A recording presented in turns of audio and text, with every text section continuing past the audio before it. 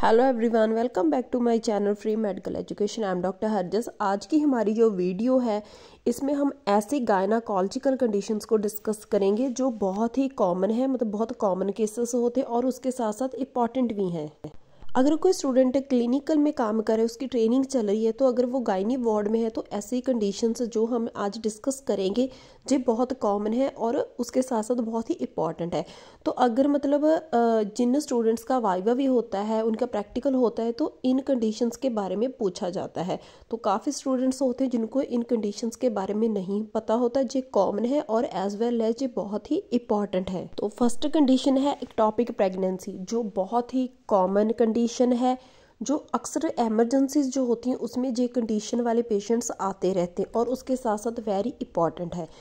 तो इसको डिस्कस करते हैं। अगर आपको एक टॉपिक प्रेगनेंसी के रिगार्डिंग फुल टॉपिक भी चाहिए तो मैंने थंबनेल शो किया है, वो भी मेरे चैनल पे अवेलेबल है। इसके साथ ही वीडियो आप विजिट कर सकते हो और वीडियो को देख सकते हो। An ectopic pregnancy occurs when a fertilised egg implants and grow outside the main cavity of the uterus. तो एक्टोपिक प्रेगनेंसी में क्या होता है कि जो फर्टिलाइज्ड एग होता है, अगर हम बात करें कि जो एम्ब्रियो होता है उसने जाना होता है यूट्रस में, क्योंकि वही उसका मेन एरिया है जहाँ पे उसने 9 मंथ तक ग्रो होना है। पर वो यूट्रस की बजाय किसी और एरिया पे ही इम्प्लांट हो जाते हैं, मतलब जो एरिया इसके लिए नहीं बना। फॉर एग्जाम्पल जैसे कि वो फेलोपियन ट्यूब्स में ही इम्प्लांट हो गया, तो वो एरिया उसके लिए नहीं बना। अगर हम सिंपल लैंग्वेज में बात करें, मेन है उसका यूट्रस, पर उसकी बजाय वो किसी और एरिया पे इम्प्लांट हो जाता है। तो मेन होता है फ्लोपियन ट्यूब्स में ही वो इम्प्लांट हो गया, वहीं पे वो अपनी ग्रोथ स्टार्ट कर देता है। जो एक्टोपिक प्रेगनेंसी है ये मतलब फिलोपियन ट्यूब्स के अलावा कोई और भी एरिया होते हैं जहाँ पे ये इम्प्लांट हो जाती है, जैसे कि ओवरी वाला एरिया होता है, सिजेरियन स्कार, सर्वाइकल, ऐसे एरिया होते हैं जहाँ पे फिलोपियन ट्यूब के अलावा भी ये इम्प्लांट हो जाता है। तो एक्टोपिक प्रेगनेंसी बहुत ही डेंजर कंडीशन है। अगर एक्टोपिक प्रेगनेंसी को टाइम पे डिटेक्ट ना किया जाए और इसकी मैनेजमेंट टाइम पे ना की जाए तो पेशेंट की डेथ भी हो जाती है।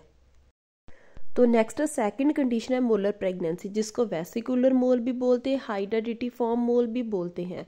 ए molar pregnancy is a type of gestational trophoblastic disease characterized by abnormal trophoblastic proliferation resulting in the form of a mass of cystic grape like structure in the uterus.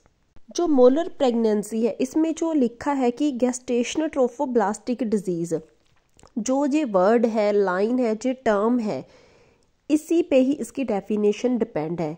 तो इस term के बारे में हमें पता होना चाहिए। सबसे पहले फर्टिलाइजेशन होती है, फिर जाइगोट बनता है, फिर मरूला बनता है और उसके बाद ब्लास्टोसिस्ट बनता है। तो ब्लास्टोसिस्ट में भी 2 पार्ट्स होते हैं, जैसे आप इमेज के थ्रू देख सकते हो कि एक जो है उसका जो इनर सेल मास है जिसको एम्ब्रियोब्लास्ट बोलते हैं, एक है ब्लास्टोसिस्ट कैविटी, और उसके साथ जो आउटर साइड पे जो सेल है इसको बोल देते हैं ट्रोफोब्लास्ट।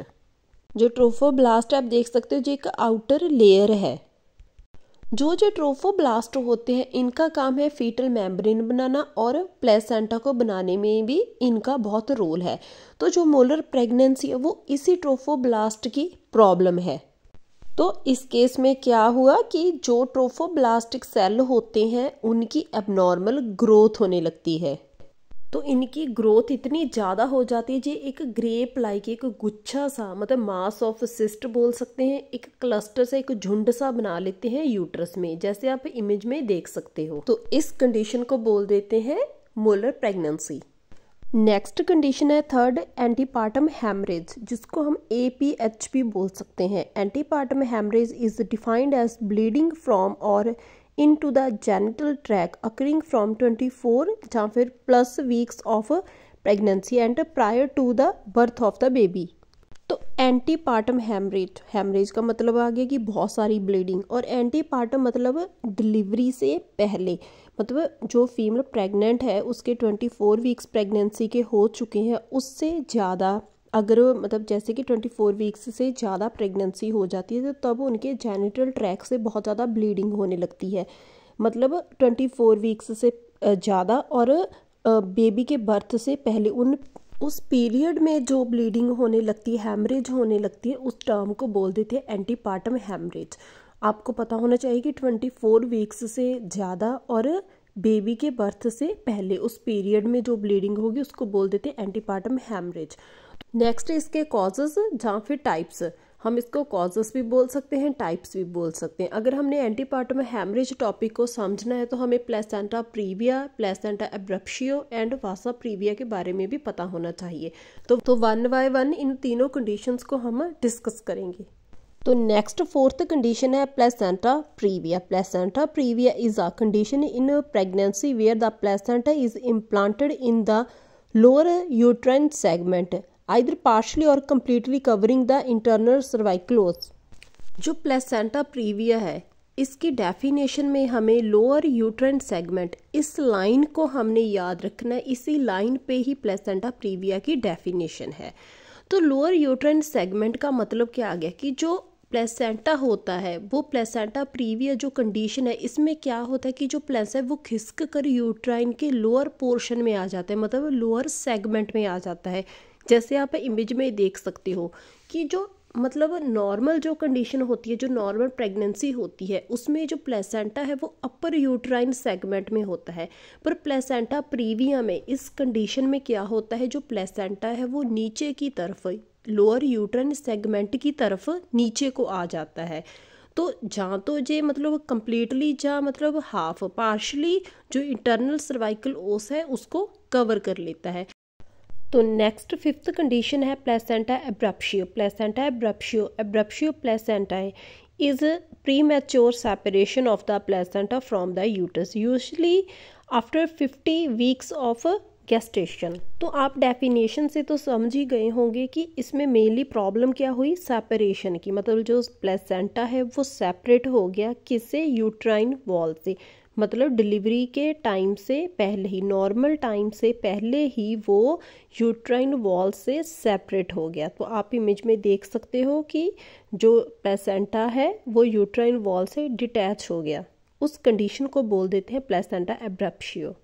तो नेक्स्ट है vasa previa, a rare obstructive condition where fetal blood vessels transverse or lie in close proximity to the internal cervical os unprotected by the placenta or umbilical cord. These are risk of rupture. तो firstly हम इसकी definition का idea इसके नाम से भी लगा सकते हैं। जैसे कि जो वासा वर्ड है वो रिलेटेड होता है ब्लड वेसल से, तो उसका मतलब आ गया कि wrong placement of blood vessels.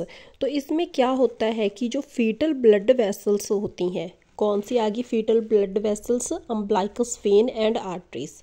तो जो अम्बिलिकस वेन एंड आर्टरी होती है उनकी रॉन्ग प्लेसमेंट हो जाती है। तो जहाँ तो जो फीटल ब्लड वेसल्स होती हैं वो ट्रांसवर्स पोजीशन में आ जाएंगी, जहाँ फिर लाई पोजीशन कहाँ पे, नियर इंटरनल सर्वाइकल ओस के। तो जो जे ब्लड वेसल्स होती हैं जो अनप्रोटेक्टेड होती हैं, तो इसीलिए इनके जो रप्चर होने का रिस्क बहुत ज़्यादा होता है, तो उससे क्या है बहुत ज़्यादा ब्लीडिंग होती है।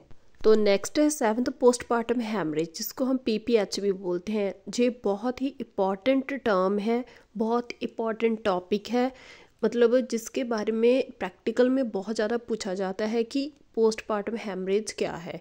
तो अगर हम बात करेंगे पेशेंट के व्यू से, तो ये एक बहुत ही सीरियस कंडीशन है। अगर इसको टाइम पे ट्रीट ना किया जाए पेशेंट की डेथ भी हो सकती है, क्योंकि इसमें बहुत ज़्यादा ब्लड लॉस हो जाता है।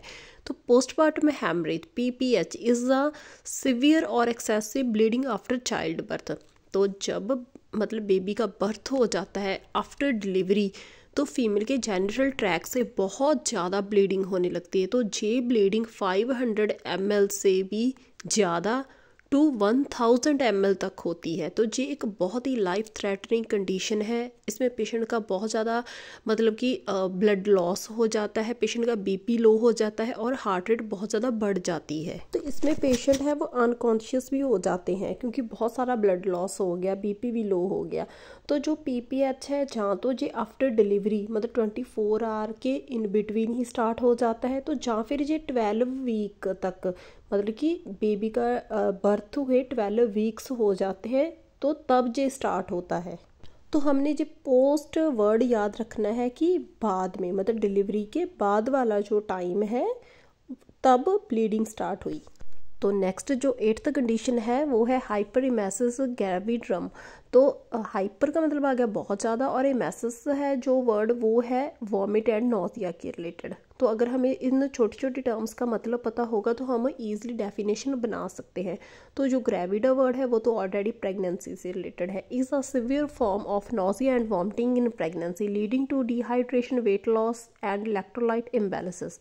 तो इसमें मेनली होता क्या है कि जो प्रेग्नेंट फीमेल है उनको बहुत ज़्यादा नौजिया होता है, बहुत ज़्यादा वॉमिटिंग होती है, इतनी वॉमिट होती है कि उनको थोड़ा सा पानी भी डाइजेस्ट नहीं होता। तो उससे क्या है, बॉडी में से जो फ्लूइड है वो तो लॉस हो रहा है पर वो इनटेक नहीं हो रही। उससे क्या है, डिहाइड्रेशन हो जाएगी, वेट लॉस होना स्टार्ट हो जाएगा। तो उसके साथ साथ क्या है कि इलेक्ट्रोलाइट भी इम्बैलेंस हो जाते। तो ये एक कंडीशन है तो जिसमें गायनाकोलॉजिस्ट से हमें कंसल्ट करना चाहिए, क्योंकि कई बार ऐसी कंडीशन को सभी नॉर्मल बोल देते हैं पर ये नॉर्मल से बहुत ज़्यादा सीवियर हो जाती, क्योंकि अगर इसको हमने प्रॉपर ट्रीटमेंट नहीं लिया तो कई बार मतलब जो फीमेल होती है उनका मिसकैरेज भी हो जाता है। तो इसमें बहुत ज़्यादा अच्छे से ट्रीटमेंट लेने की नीड है।